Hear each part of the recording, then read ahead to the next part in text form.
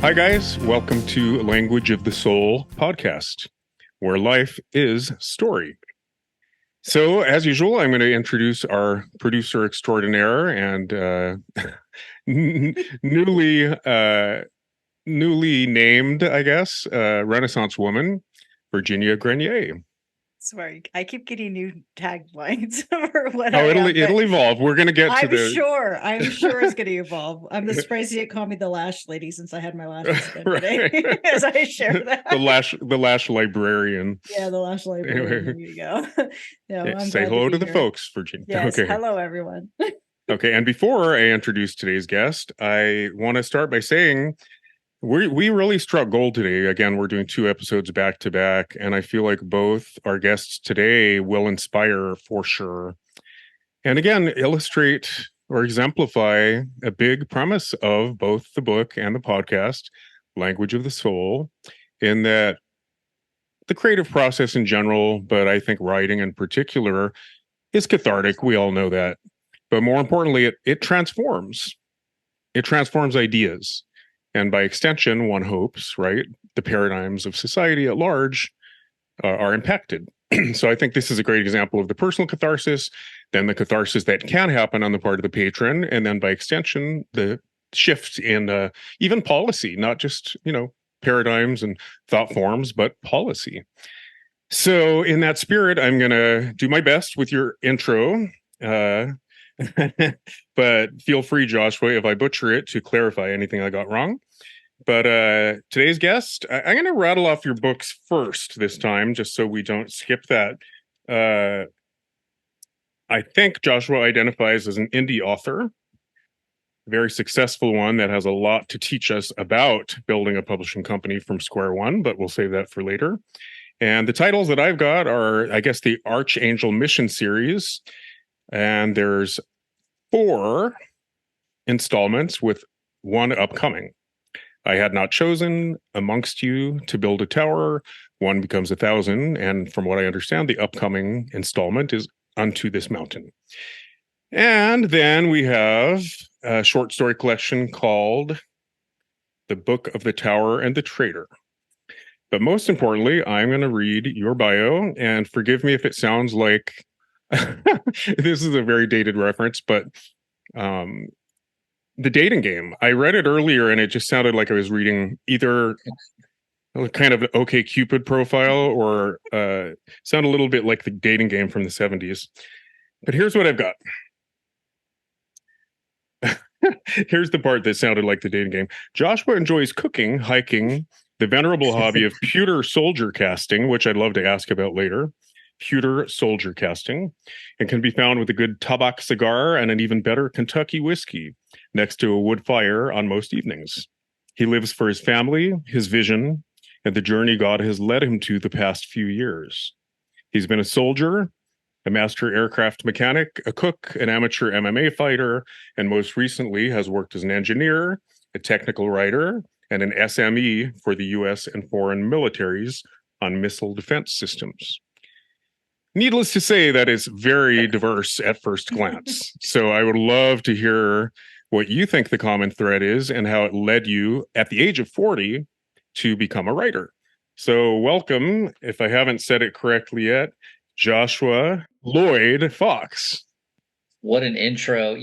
Reading that and writing that, I'm a little embarrassed when other people read it out loud. Why? Well, all of that is absolutely 100% true. I did all of that. But it's difficult when and we'll talk about the book I wrote about, like, imposter syndrome, to keep reminding myself that you did do all that, take some credit.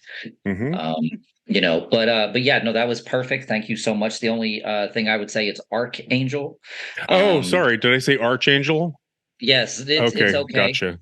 Don't worry about it. So the Archangel missions are my fiction series, but you've said all the names correctly and in order. I appreciate that. You have a short. Did I mention the short story collection? I was intrigued by that as well.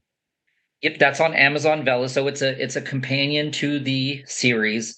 It's a series of episodic short stories called The Tower and the Traitor, and I get those names from the only two surnames in the Bible were Mary Magdalene, or of Magdal, which is of the tower in the old Hebrew, and Judas Iscariot, or the traitor. So the premise of the short stories were that there was these two families who have fought down through history, the Tower family and the Traitor family, and so that's why I named it that.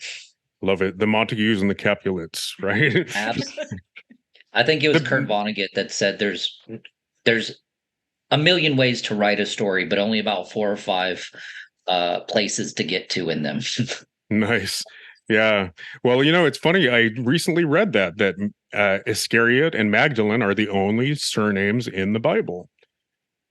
It's a really great premise for. Is it a series or just the one story?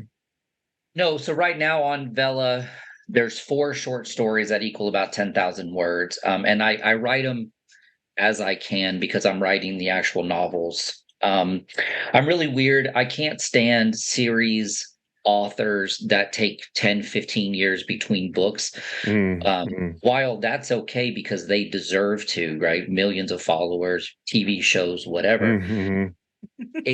There's a little bit of responsibility, I think, on the author's part to go ahead and not die before you finish the series. And I as feel you're that saying, way. Sorry about Stranger Things. I'm like, really? but at least Stranger Things is continuing on. The whole time I was thinking was Martin. Yeah. Oh, yeah. Martin's who I'm thinking, but it started with Robert Jordan wrote the Wheel of Time series and passed away. Luckily, he knew it was coming, so he named a successor, and it was finished brilliantly by another fantastic author. But if he had not, if it would have been a surprise, there would have been millions of people out there going, So. Yeah. Sorry, Dominic, what were you going to say? We cut you off.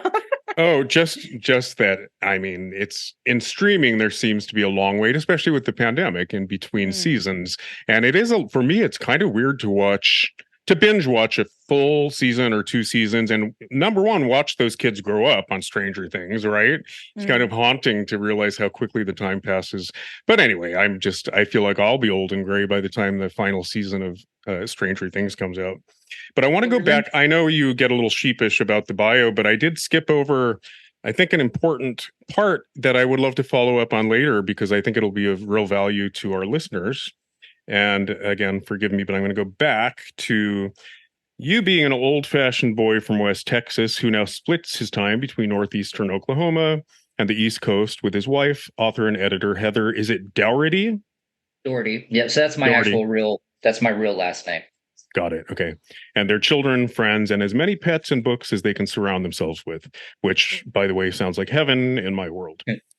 He is also owner and publisher, and here's what I really wanted to make sure to get to, the owner and publisher at Waterhouse Hill Publishing, LLC, which I know you've started from the ground up. And then the final tidbit is you've started your own masterclass series titled Joshua Lloyd's Mastering the Journey. So I'd love to get to all that. We'll see what we have time for. But I guess one way I'd like to approach, gleaning, mining your brain is I was listening to a former podcast interview. And again, I found that you hadn't really started writing until the age of 40.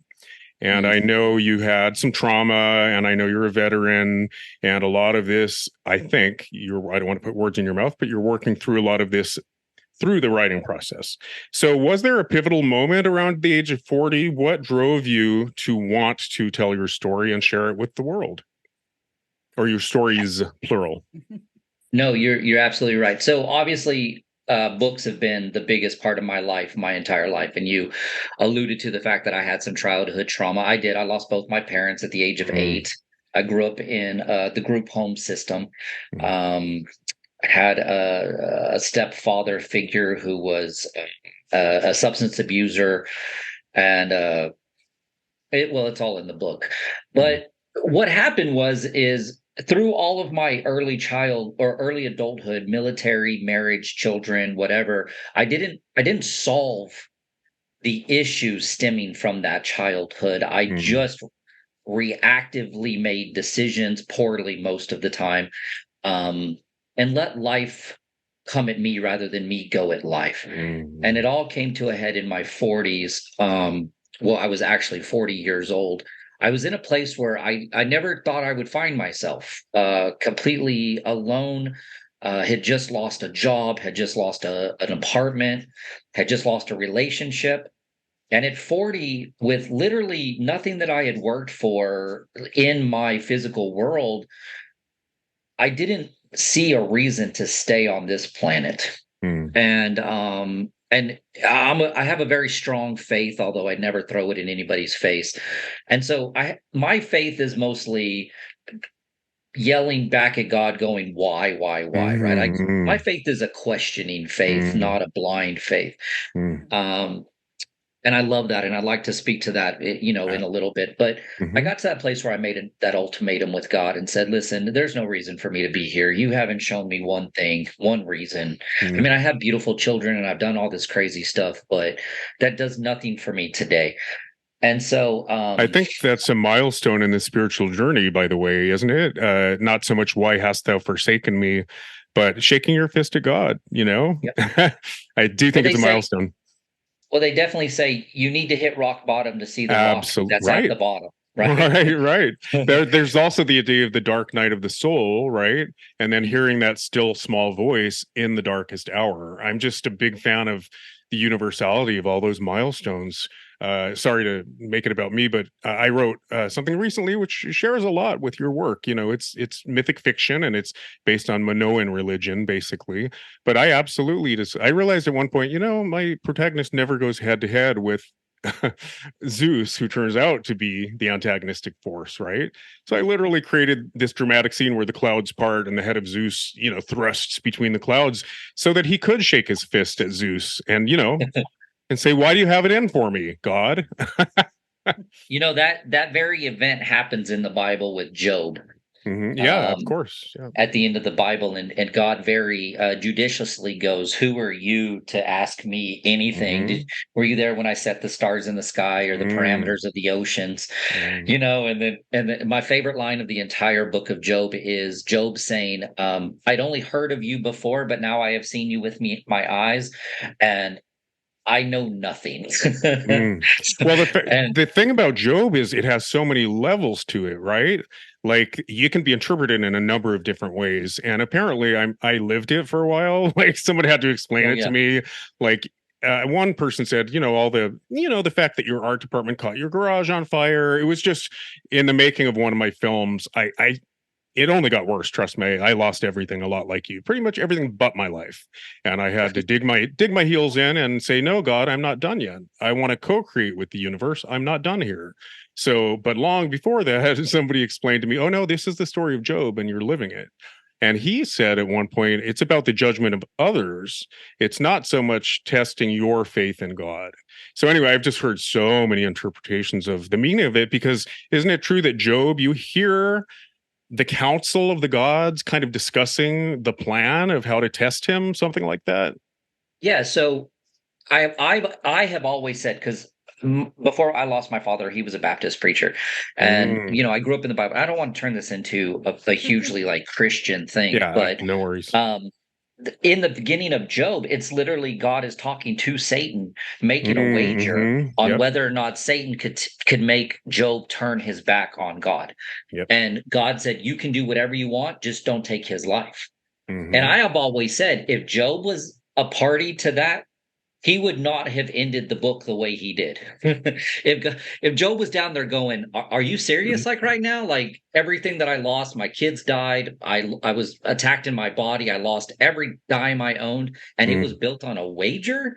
I believe Job may have gone back and spoke to God a little differently at the end instead of on his knees.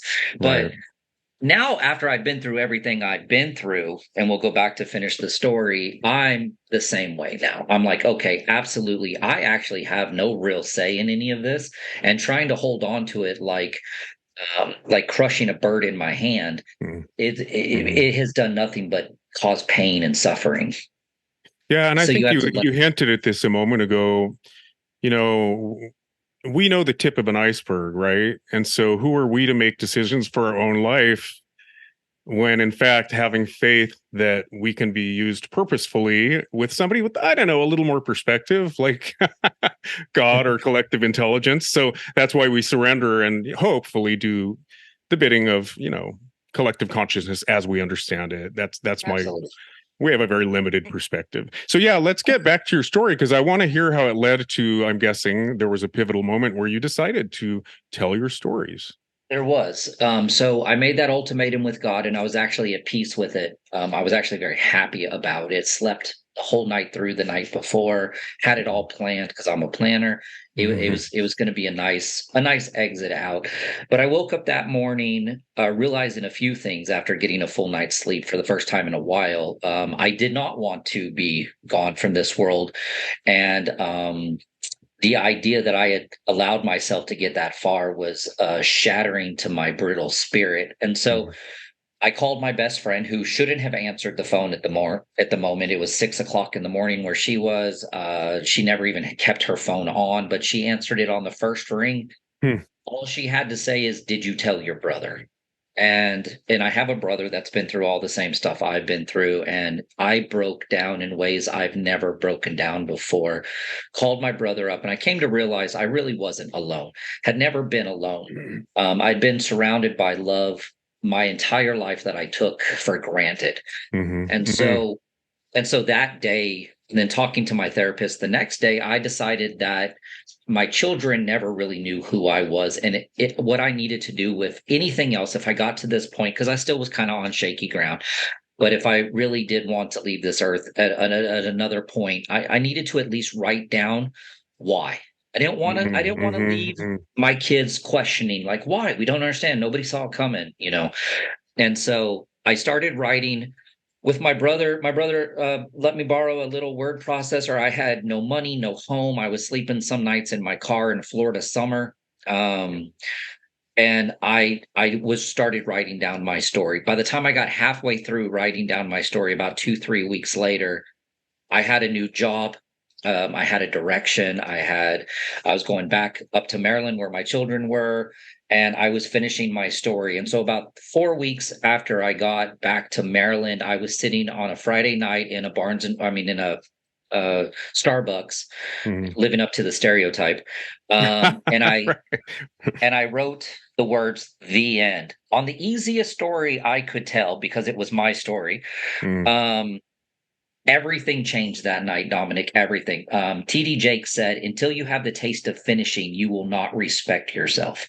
And I never realized what that was like. That night, as I drove home, having written 6 weeks, 80,000 words of literally just my story in chronological order, but it changed. I finally felt like I did something living up to my potential. And wow. I have been chasing that high ever since. So sorry, go ahead, Virginia. I was going to say, to me, it sounds like by sitting down and writing your personal story, and people can say, that's your version of self-expression. Like, that was your way of starting that healing process in your life. Oh, in so many ways. And so what I did after that, it was finished, and the writing bug got me. But I knew I wasn't finished with that story, because it had no conclusion that was my reaction when you said the end. I thought, is it ever really the end? Especially when it's narrative nonfiction or, extremely autobiographical. You spoke a moment ago about milestones and turning points, right? That, to me, the conclusion of that book. And then I sat on it for a year, and I wrote the epilogue 12 months later to make sure that the things that I had learned from that moment and in that time frame, those very, very, it was almost like being 13 again, and like seeing the world in whole new colors, and but I wanted to make sure that those lessons that I had learned and the faith that I had built and the direction I was going in had stuck. And so a year later, I wrote the epilogue, got it all edited, was learning the book world at that point. I look back now, it was like being in first grade, and I've just received a PhD. So, but I was learning the industry, and I was able to put out my autobiography and then my first fictional book together the next January. So Yeah, That's what started. you had a pretty quick arc. I think I heard in the podcast 4 years, right? From the first time at Barnes and Noble, you had the guts, right, to try to get your book on the shelves. You built all the way right to the point of launching your own publishing company in 4 years. Is that right? Yeah. So this last July 4th weekend was 4 years since I started writing Shaken. Yep. Amazing. Yeah. I guess I'm always a little, I don't know. I'm like when Sylvester Stallone picked up a paintbrush at the age of 40 and was suddenly an artist. It's always amazing to me.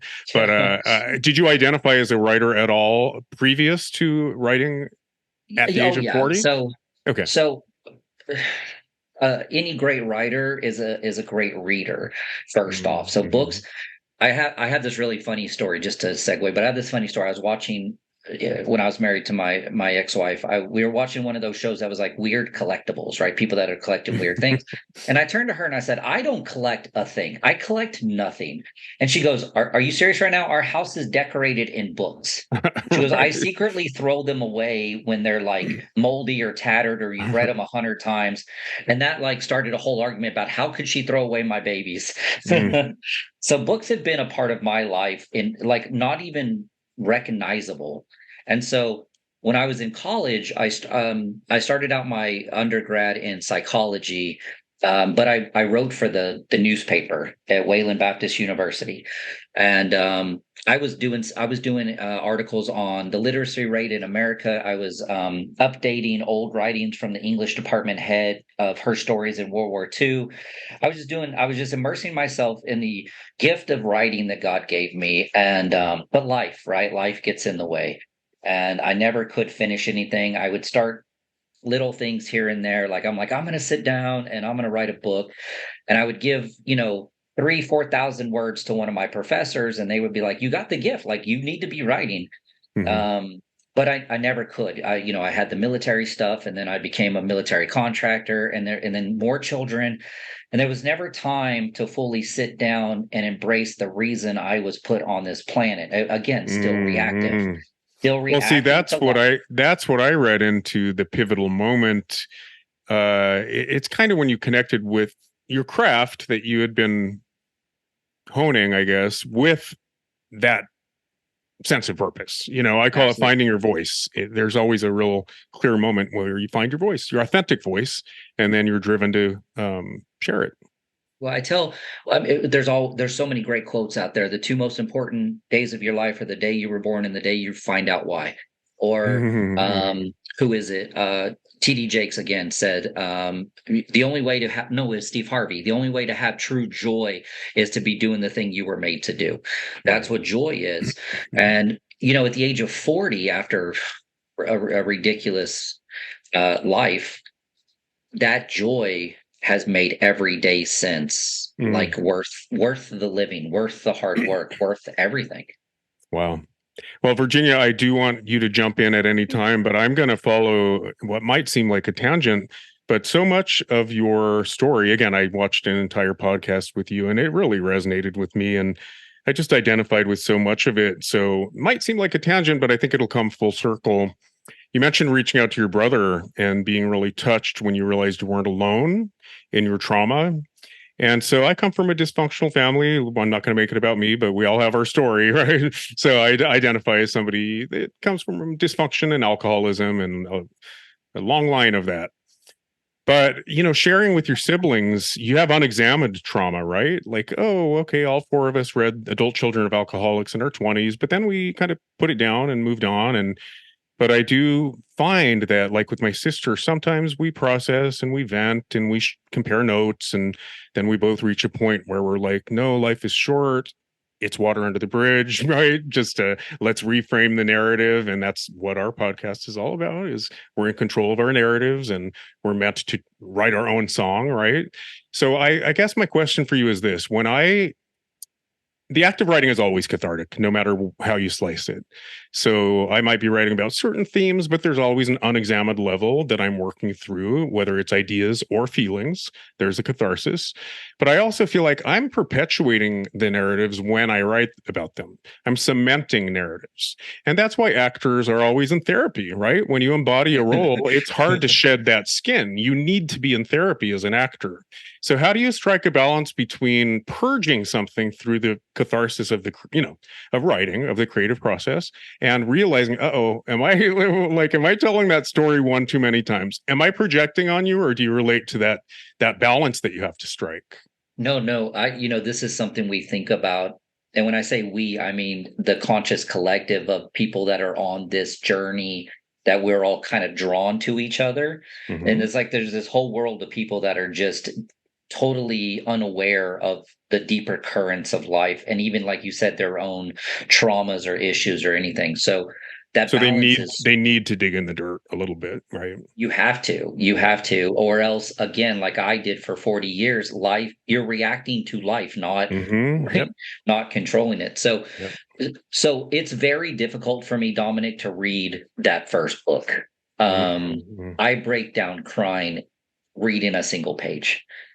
Even thinking about reading it, it's like going back to all those therapy sessions where I was breaking down.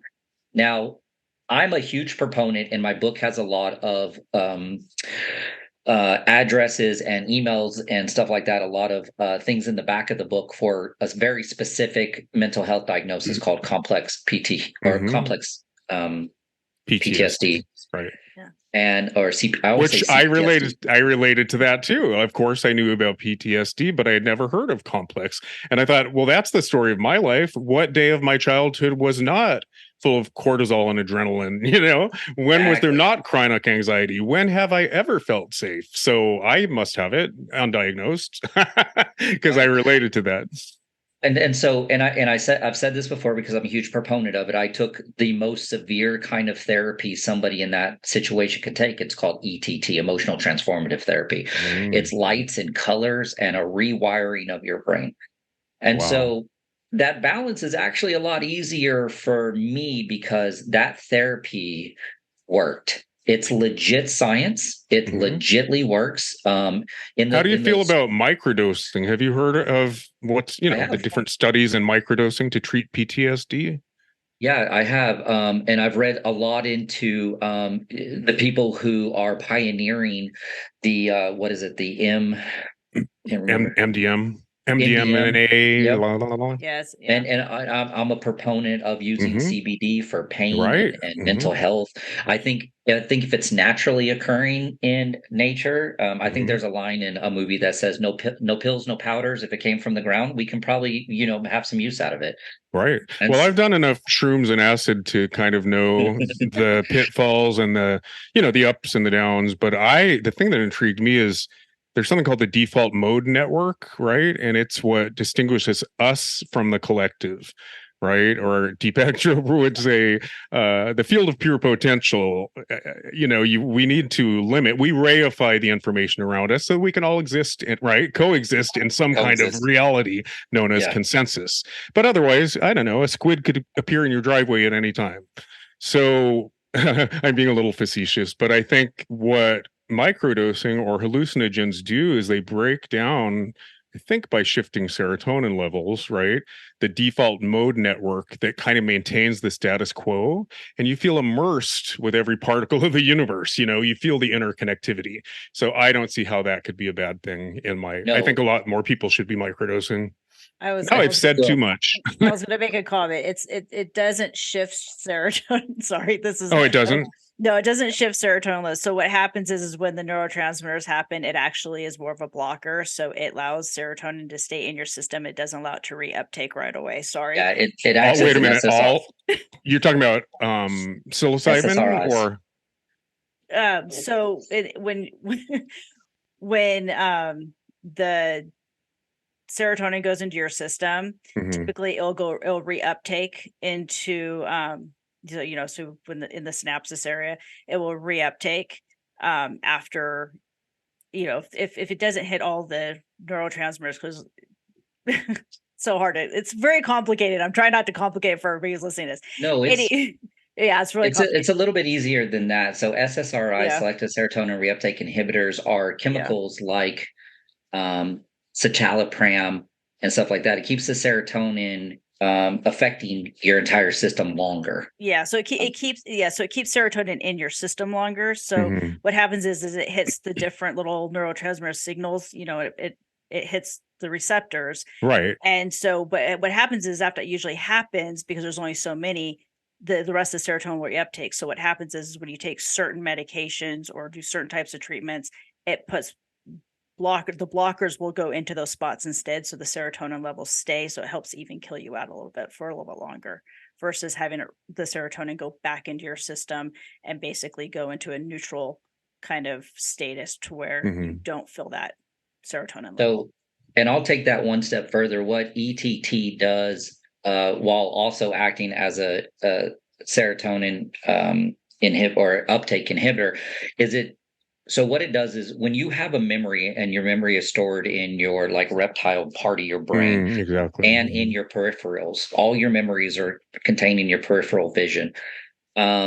It rewires. So what that means is when you have the same memory, and you and I talked just recently ago about like the CPTSD, where your body, your autonomic system was always active every single day. And now as adults, when we have those same memories, the same hormones flood our brains. The fight or flight right. causes stress, causes depression, and we act out because of that on our, now that we're adults, usually on our children, loved ones, coworkers, whatnot. So what ETT does is you can still have the memories, but using colors and rapid eye movement in your peripherals, bringing back the hormones, is it allows you to have the memories without the bad hormones coming out. So this is the therapy that you underwent, correct? Yeah, so I went through ETT with Dr. Mitchell Ross in Boynton Beach, Florida. Little shout out. It literally, you put your head in a black box with lights and colors, and he has a computer program next door to it. It sounds like something like CIA brainwashing, but it starts out very, very. This is crazy, man. It starts out very calming. He has a board, or he has a picture on the board that's just the rainbow, and it's the most vibrant hues of this rainbow, and it's on cardboard, so it's not like a computer screen or anything. And he has you stare at the entire rainbow, because what he needs to do is figure out what your color cortex is, or your, and I'm going to say this wrong because I'm not a practitioner, but I'm not even joking. I would be staring at a specific color, say it was blue, the very most vibrant blues, and he would bring up a question. He would literally go, I'm not even joking. He would go, so you're an 8-year-old boy. You just lost your father to cancer. You watched him die. They put you into a boys' home where you were getting beat up and sexually abused. Did any adults like hug you and tell you it was going to be okay? And I'm sitting there like, I want to break down right now just saying that, but saying those words and seeing me, like seeing through my own eyes, but also like stepping outside of myself and seeing that little 8-year-old boy. I can now tell that story without completely going to pieces, because nobody hugged me. Nobody told me it was going to be okay. And that caused a lifetime of dramatic brain hormone issues. And so now isn't that literally the definition of rewiring a narrative, like reframing 100%. a narrative? It's reframing a narrative, but it's creating new neural circuits, right? Right. And so when he would ask that question and I would think about that, and of course start breaking down the color I was looking at, and in my case it was the blues and the oranges, it would turn gray. I'm not joking at all. In my eyes, my brain and my eyeballs turn that color gray. And he told me ahead of time, he goes, when that happens, let me know. Right, hold up a finger or something. So as soon as it turns gray, he'll go, so what'd you have for breakfast this morning? And I'm like, what? we were literally just talking to my most abusive part of my childhood, and you want to know what kind of bagel I had. But there's a true science behind it. It's it sounds amazing. And then as soon as he asked that question and my brain clicked, the color came right back, and there was no tricks or gimmicks. Our brains do this to us, and so Well, And here's the craziest per, part, Dominic. Everything I've been through, all mhm, the stuff I've been through, I needed like 4 sessions of this. of And course. Well, and yeah. I was like, okay, I'm ready to go find my purpose. Now I had to get back down to the bottom of that hole. That happened a few months later. And that's again a part of the therapy process. Like you said, you have to there's always that I don't even know what to call it. There's always that moment. You're either gone or you're gonna push through. And that's what that was. And so Right. yeah, I'm a huge proponent of the science behind emotional transformative therapy. Right. Well, if I can tie it a little bit back into the premise of the book, which I believe is the premise of the podcast, I just want to make sure I understand because that did get pretty technical, right? And it almost seems like the creative process and the catharsis that can result from it is an alternative, right, to really hardcore, intense therapy. So somebody that's clinically diagnosed with PTSD would certainly benefit from that or even microdosing. But I think people that don't identify, as having clinical PTSD, we all have some degree of trauma, right? And none of us is exempt from, I would call it the knee jerk reactions to our database of learned responses, or I guess Eckhart Tolle would call it the pain body, if you want to use a metaphor, right? We all have varying degrees of it. So I think the creative process is a great therapy personally. But I want to go back a little bit and distinguish because, wait, what am I hearing? Anyway, I'm getting a little weirdness in my headphone. So like if we have our lizard brain, right? And all organisms have responses all day every day to stimuli, and only the ones that are associated with heightened emotion or heightened physiology get mapped on the database, right, to determine future responses to the threat or the opportunity, whatever the stimulus is. Well, our extremely advanced limbic systems mean we can actually have new responses to novel stimuli that we didn't inherit in our DNA, right? And those get embedded. And this is the basis of epigenetics. We add to the database during our lifetimes. Well, we're also the only organism that can internalize the beliefs of others vicariously, right? So that's a big premise of my book, is that storytelling all day, every day, we're absorbing storytelling, whether it's the status quo, socialization, propaganda, actual art, literature, and cinema, like fish in the boiling water or crabs in the boiling water. We're just absorbing it all day, every day, unexamined. Does that make a little bit of sense? Yeah, and sorry, we kind of went on a segue with the science there. No, the Well, very that's first why I line. wanted to trace it Yeah, back, no, because I you're think right. our The power very first. lies in understanding that we adopt beliefs all day, every day, No, vicariously, you're right. unexamined, and we get to reframe those stories through the narratives we tell ourselves personally, but also the narratives we tell ourselves as Americans, right? Are we really the westward movement? Are we really the land of opportunity, or is that just a bow we put on things? Anyway. No, you're exactly right. And I started the very first line of my book is I am first and foremost a storyteller. Period. Mm-hmm. And I have always believed that lives can be changed by examples of that exact same thing, right? We teach our young with stories. Jesus taught in parables. Mm-hmm. Every single science has a story behind it, and it's usually a very human story. So you're exactly right. And there's a difference between people who are conscious of the ability to write their own narrative, and there's people who literally wake up in the morning reacting to everything around them. And No I did meta self. yeah, exactly. And so I do, I do my own video blogs and stuff. And one I did that got a lot of traction was writing your own narrative, making your own identity. And again, if you want to you can talk to almost any way of this, but if you go back to childhood trauma, a lot of people are like, well, I'm a survivor of childhood trauma. And I'm like, why are you bringing that up every time you introduce yourself? Right, You didn't survive anything. Right. You're still living within it. I've never been an alcoholic, but I assume that the best way to know that you're recovered from alcoholism is you can go have a drink without losing control, Yes, right? you stop telling that story. You stop telling that story. You stop believing that about yourself. You create your own narrative, ergo your own identity. Tell a new story. Yeah. And we can wake up every single day. The Bible says this. You can wake up every single day and write your new story. Yes. Every day is a new opportunity. Exactly. Every moment. This came up in this morning session, right? Every moment is an opportunity to swap out the lens through which you view it. And I think it's usually from fear to love. I love Marianne Williamson says a miracle is the shift from fear to love. Kind of against all odds. If you can take a breath and do that in the moment, it is literally a miracle, you know? Oh, my favorite quote from some of the best motivational speakers in the world is the battleground is the mind.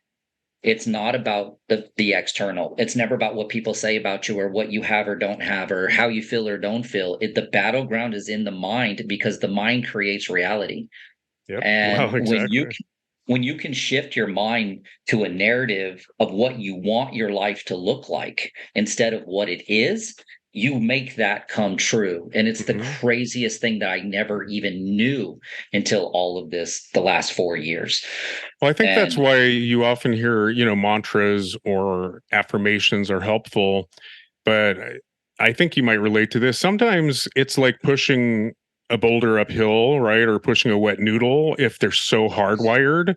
So to me, meditation disentangles the counterproductive neural circuits, if you want to call them that, that keep circulating. And then you create room for new thought forms and paradigms. So I think it all works, whatever works for you, but some say affirmations are not necessarily the way, just meditate. Deepak Chopra, every word out of his mouth is meditate. Yeah, meditation is pretty awesome. I definitely started studying it and have it daily. It's part of my daily grind now. Yeah, but I will say this. What I mean by that, meditation, affirmations, whatever, is literally everybody has a different way of learning. Everybody has a different way of doing. To me, affirmations, meditation, however you want to call it, all of that starts with your mind needs to see reality different first, whether you do it through meditation or through affirmations or the law of attraction or whatever you want. I don't care if you believe in laying on hands from some holy roller, whatever works for you. Snakes. It's all doing the same thing. It's changing the synapses in your brain to see what's going on around you in a different way. Yep. Yeah, and snake oil salesmen and walking on hot coals, like they're the master storytellers, right? Because they understand how all of this works. Yeah, and you see people can use those powers for good or evil. So if you know people that can change a narrative in a conning kind of way, they can. And you wonder, like, how do the people get away with this? How do people start cults? How do people get Virginia and I promised we weren't going to talk about Trump this time, but but how do people like Hitler make an entire country believe what he believed? And they go back after the Holocaust and everything and be like, why were you okay with any of that? And they can't even answer it. You know what I mean? Well, to me, it's because we are wired for storytelling. And it's a story that was told about a national identity, about who the bad guys were. And I won't go too far down that road. So it is propaganda, which is just another form of storytelling. But the problem here is that the masses may not understand that we learn more in the narrative realm than the didactic, right? So when we're faced with persuasion, political persuasion, we tend to dig in our heels, fall back on confirmation bias, identity politics, right? We resist in every way humanly possible. Whereas story, right, appeals to not the logos, but the ethos, right? Exactly. And yeah, so story. If you want to rule the world, tell a story. Make America great again. Hitler. I go back to the fact that even Jesus himself gave lessons in a story format, right? Parables. They're the easiest to understand, but they're the easiest to persuade with. Well, let me ask you a question because you're way more immersed. My nephew is a minister, and he's actually going to come on. I'm very excited about this. In the writing of my book, it clicked for me. Tell me if this is true. That all Judeo-Christian, Western European, anyway, literary criticism came out of liturgy, right? people just told stories around the campfire. It evolved into myths, legend, and folk tales, which arguably, if you're Joseph Campbell, evolved into religions. But we didn't really start analyzing what was going on here until later. And I think it was liturgical tradition that, formed the basis by which we understand metaphor and archetypes and all of those things. Does that make sense? Yes. So if you look at the form of society, even hundreds or thousands of years ago, the community. So the only time the community was together was a time of religious storytelling. Like it's the campfire, right? Yeah. So everybody's getting the same story at the same time in the same way, and so, and the very first printing was religious text. The very first thing to come off a printing press was a Bible, right? So, yes, that you're exactly right. Literary. Well, and there was a time when they weren't mutually exclusive. I think we've gone down a really scary road where, Thomas Aquinas, for example, it was the cutting edge of philosophy and thought and academia, and now it's almost the polar opposite, right? Faith and empiricism is the way I would put it. Yeah, I will agree with that. I don't want to get on a soapbox here. I do have my daddy's genes to be a Southern Baptist Bible thumper. However, again, I don't like to throw it in people's face. I like to see the sociological and psychological ramifications of what comes from that form of storytelling. And it is such, to your point, it was cutting edge at one point, and it seems almost in reversal now. But the problem with that is you have so many adults whose mental health issues stem more from religious or church or liturgical abuse or even conservatism, or even like the shame that came from that, rather than freedom, how it's supposed to actually be. So, yeah, no, the way I put it is there's some well-earned disillusionment with institutionalized religion. It's very well-earned, right? I don't know, a couple bloodbaths and a couple things done in the name of religion, and then the molestations in recent years. More people have left the religion of their upbringing than in any previous generation. But why throw out the baby with the bathwater is how I put it. We need to we will learn nuance is my wish. If that makes sense, I think a lot of people parse between a personal spirituality and institutionalized religion, and I don't think that's a bad thing. Anyway, I've said my piece. Yeah, I've only begun going back to church, and it took a storyteller on the stage to bring me back because of my own experiences with the church as a child. Is that where the abuse happened? Not to pry, but yeah. So so Dominic, this is going to be I'm literally writing the sequel to I Won't Be Shaken, and it's called Shaken the Worst. The state of California lifted statute of limitations on childhood sexual abuse in the last recent years. I found out about it 3 months before the deadline. I had no idea. Wow. I was researching my recent book. And I ran across an article of the boys' home I was in California. Amazing. And had already been sued. The priest was already in federal penitentiary. And had there been a class action suit? There is now. Okay. And I'm a part of that. And that's good. What I put it literally in the lawsuit, that I wanted to still write the end of that part of my story. And so, that's literally ongoing right now. In fact, the state representative from Berkeley and another state representative actually, just because they lifted the statute of limitations for 3 years, now there's new legislation in California to get rid of the statute of limitations altogether. Wow. I'll get to that in a second, but I want to make sure I understood something you said. You said I don't want to put words in your mouth, but you fought to be able to include that in your book. Was there an NDA or a gag order, or, Yeah. So there's two things that the Catholic Church is doing in the state of California right now. One, all of the, so when you sue an institution like the boys' home I was in, it's actually controlled by the Archdiocese of Northern California. So the Archdiocese of Northern California has gone into bankruptcy, or they're claiming bankruptcy with, I think that they said they had like $149 million in assets and $149 million in debt.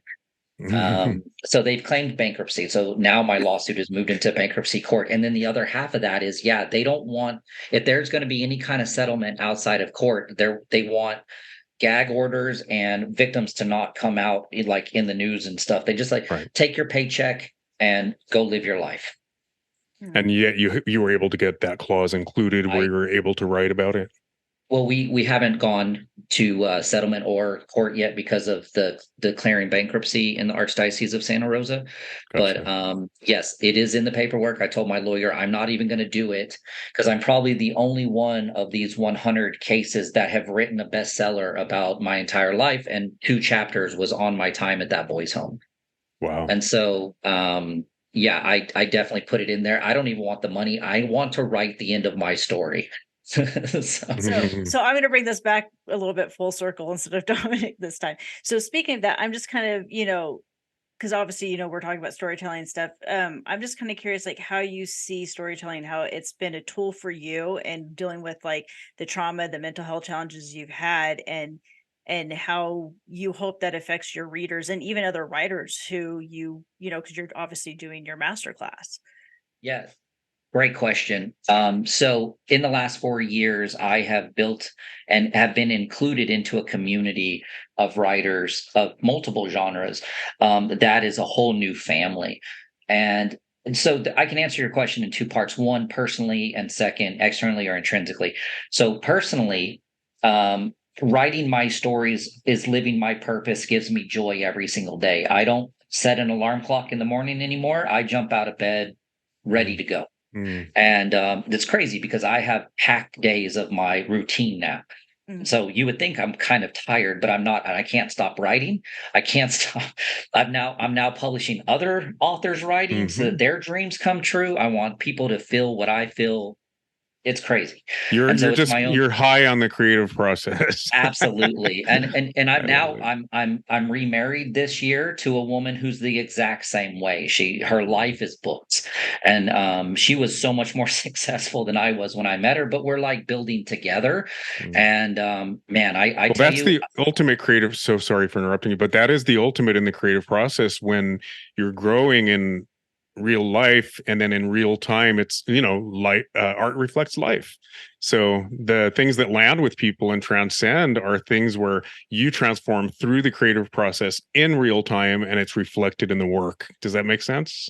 Oh, absolutely. And then to answer the other half of that, the more external or intrinsic value of the creative process is finding the people who are on the same journey, looking for the same thing, doing the same thing, and building together. And the craziest part about, and you're like, oh, you've only been doing this for 4 years. What makes you think you can write a master class?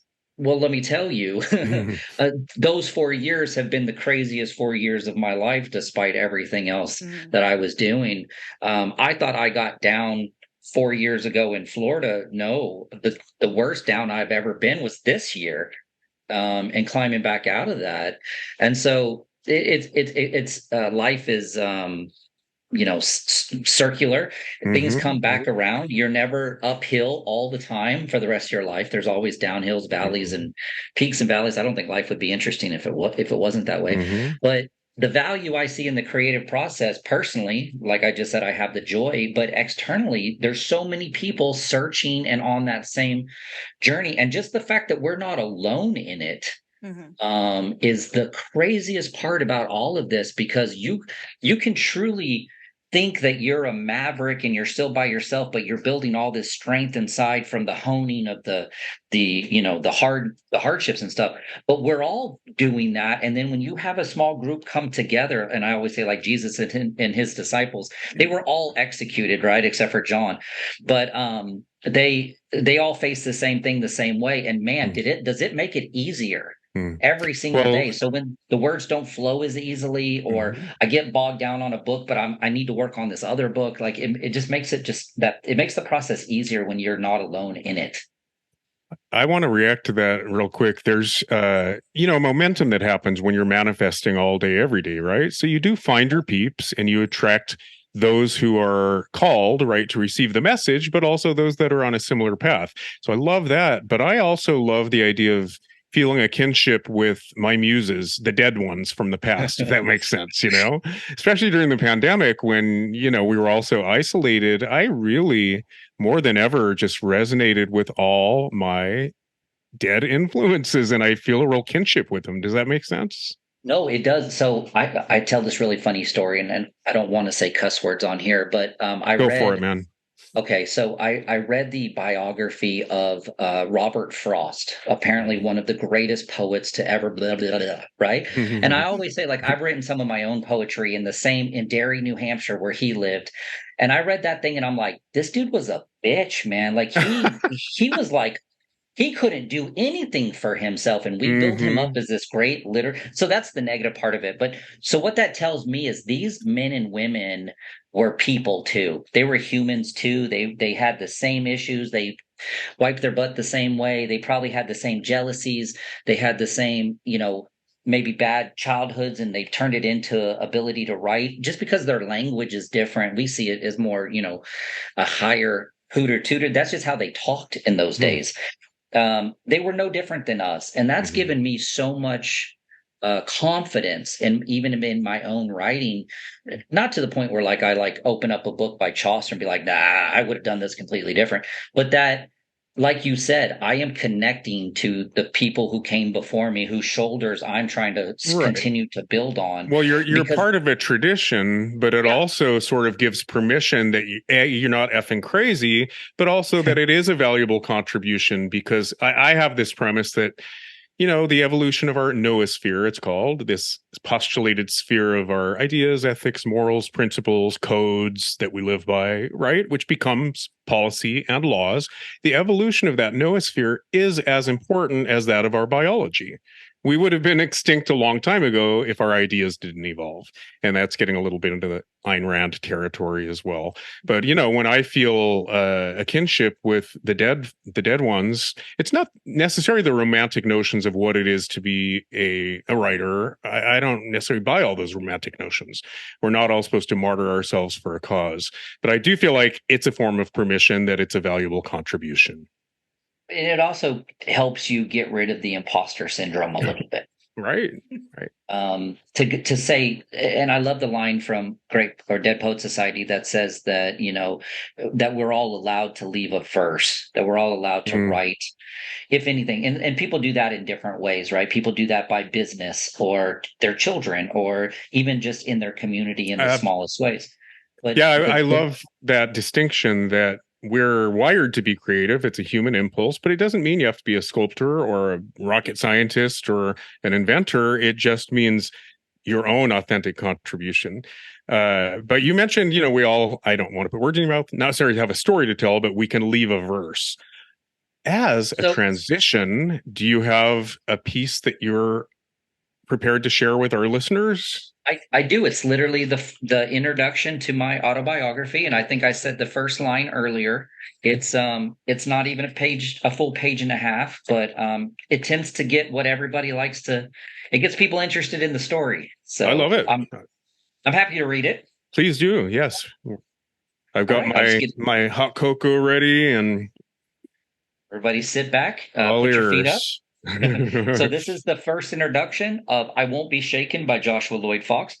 I am first and foremost a storyteller, an orator of tall tales, a collector of life lessons, if you will. My life has been consumed with stories, and I've used them primarily as an escape from my actual circumstances.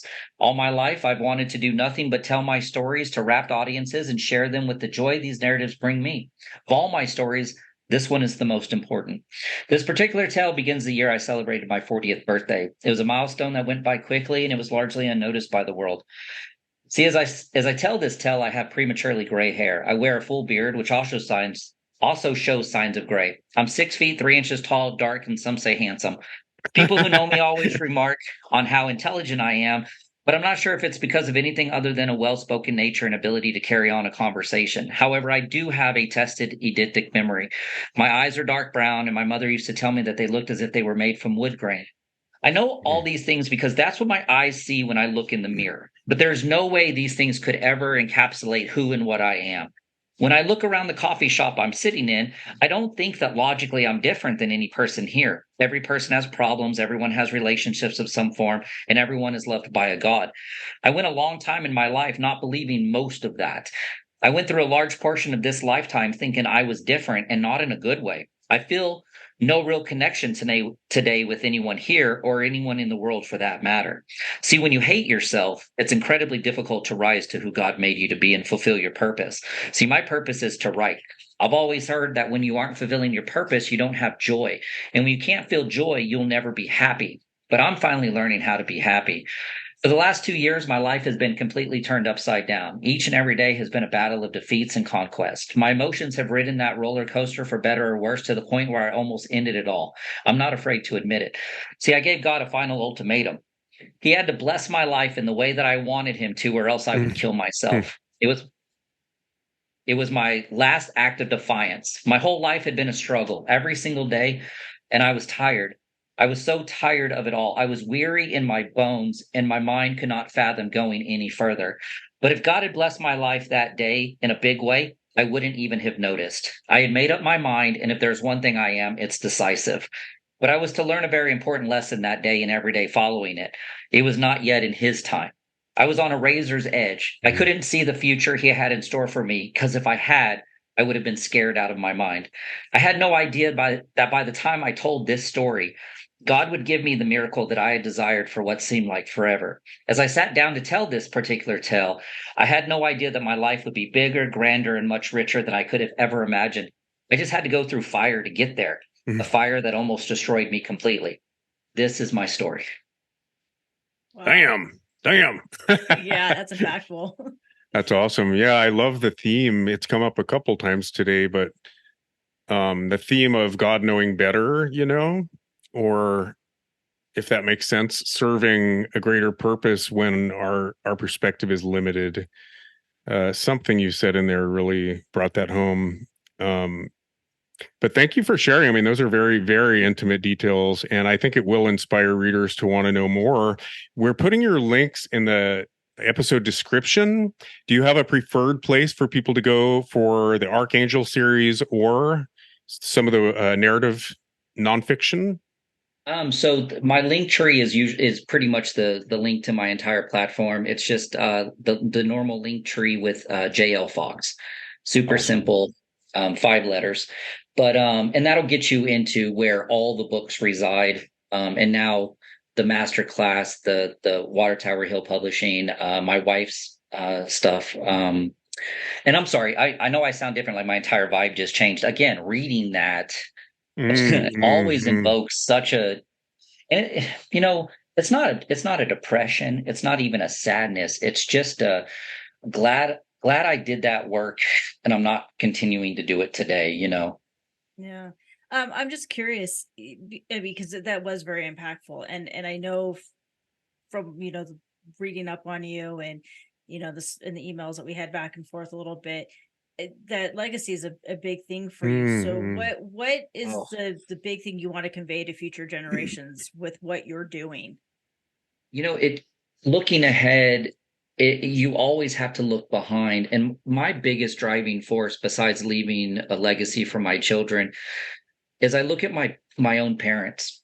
My mom was gone at the age of 36. My dad at 63. Neither of them, I believe. Now, of course, again, I don't have the bigger picture, but I believe neither of them fulfilled the things in their life that they wanted to. And they left nothing behind them except for about 4 or 5 pictures and their own children. There is no proof that my parents existed on this planet. And so going back to that line about writing our own verse, leaving our page, so to say,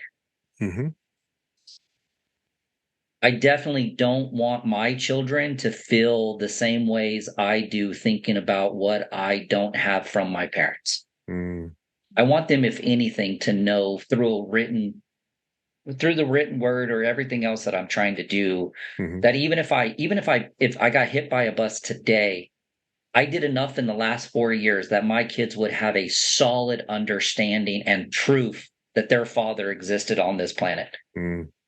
And Well, that's my what drive. legacy. That's what legacy is, leaving a mark, so that we're not all just dust in the wind. Yeah. It's really beautiful. And to put it in like more clinical terms, I feel like we all inherit sometimes the baggage of our parents, but sometimes it's just the unfinished business of our parents. And again, the retelling of Icarus that I mentioned earlier, the Minoan, Bronze Age Minoan mythic fiction novel I wrote, it was largely about that, how I think most people interpret Icarus as moderation. Don't fly too high, don't fly too low. It's about hubris, right? Knowing our place in the universe. To me, when you connect all the myths, it was clearly about redeeming the bad blood of the father, the sins of the father. So he wanted to fly higher, right? As a way of redeeming his father. But of course, he crashed and burned. So I just feel like if you look at epigenetics, we are meant to, right, carry thought forms further, but also finish the unfinished business of our parents. Does that relate a little bit?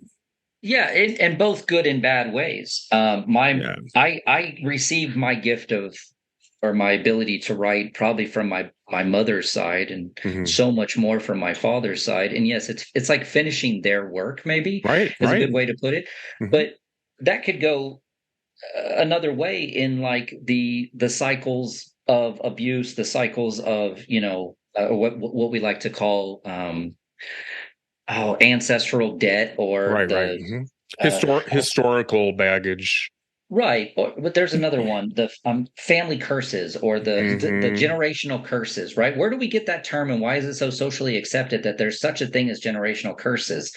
Well, because mom didn't go to college and she died young, so I didn't go to college and I died young. You know what I mean? But it's nature and nurture. So when you learn about the mechanics of epigenetics, and that's why I feel like that's why we're storytellers, because they were talking about epigenetics. If you look at the Scarlet Letter, before we had words for it, it was talking about exactly this. And so if we're meant to be cycle breakers, if your parents had an inclination toward depression, maybe it is your lifelong mission to create the chemical balance, right, that will be passed on. So there's like these methyl groups that are created that squelch or express every gene on the DNA strand.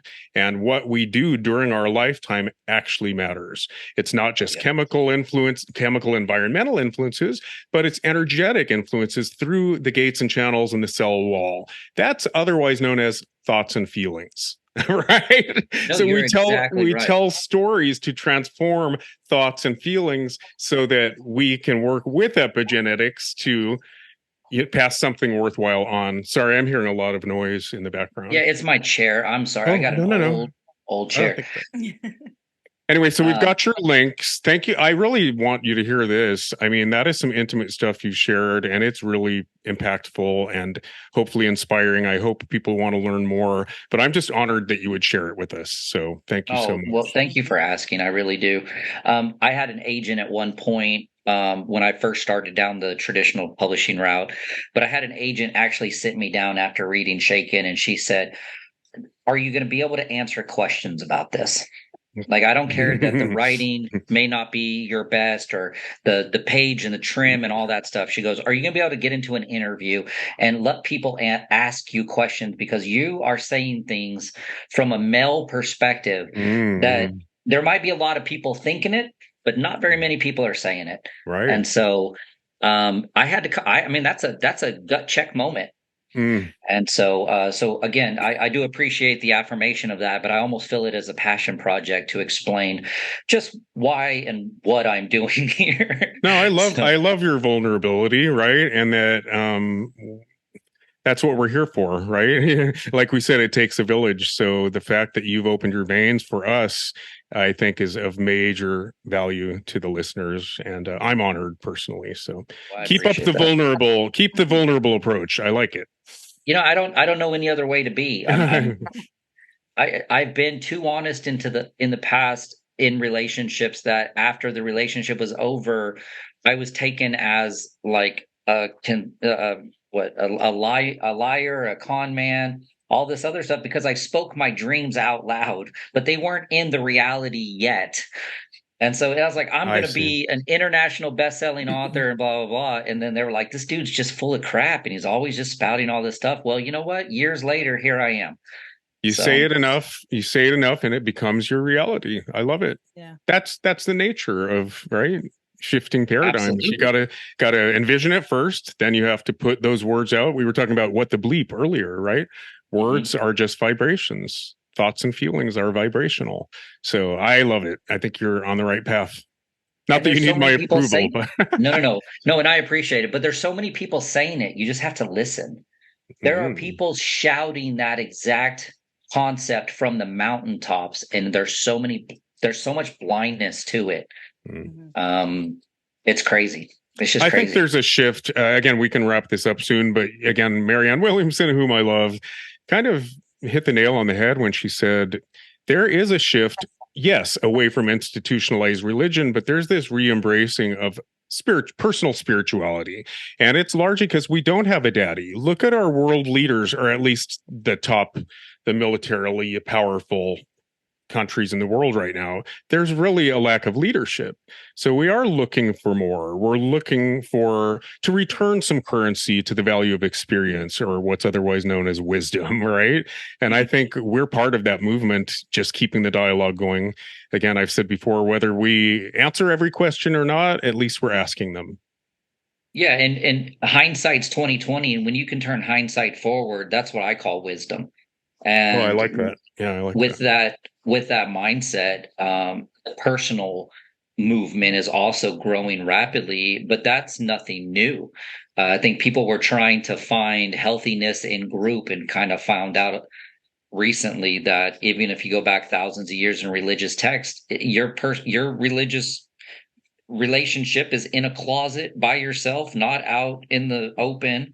And Jesus spoke to that. And you're right, that Mhm. movement for the self, Mhm. you're a universe unto yourself. You can create your own reality within your own brain. It's true. I like that Yeah. Harrison Ford line in the Star Wars where he's like the Force, all that stuff. It's true. It's real. And so I tell people all the time, this movement towards creating your own narrative, writing your own story. Mhm. This world and life doesn't have to tell you what your life is. You tell you Mhm. what your life is, and then go and do so.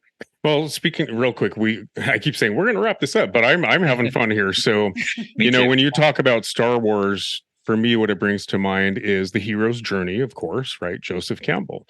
George Lucas very much said, I modeled the entire, series, however many there were initially intended to be. He modeled the whole saga after the hero's journey. So I would argue every story is a hero's journey, right? Every character arc is a hero's journey with very similar milestones.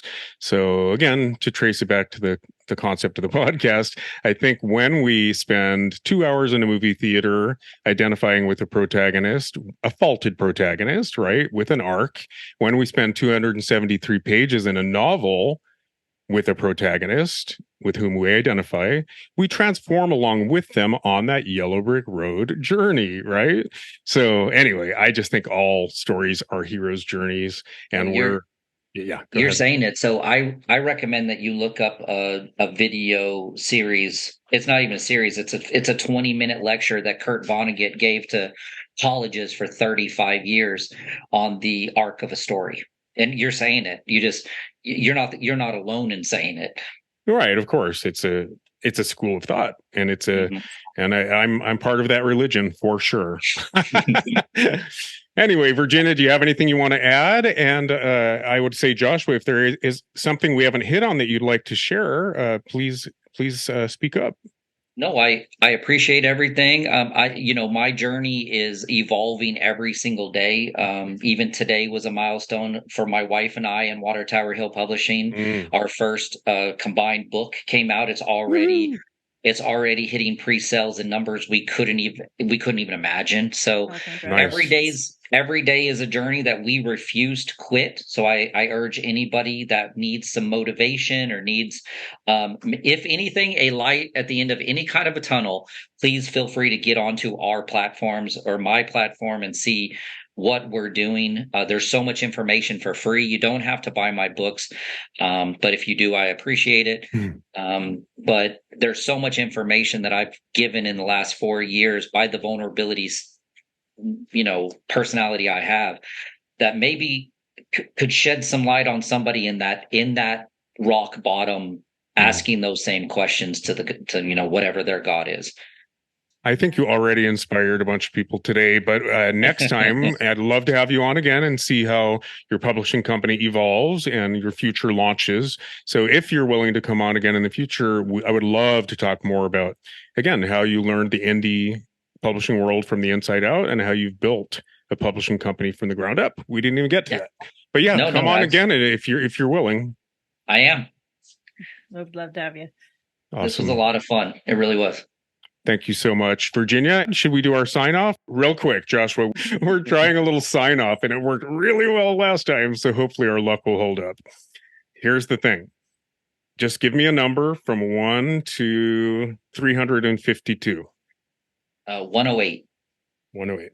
So while I'm flipping through and finding that page, just to tie this back into the book that inspired the podcast, and we did it this morning with our last episode. I just randomly flipped to that page in Language of the Soul and read the very first paragraph at the top.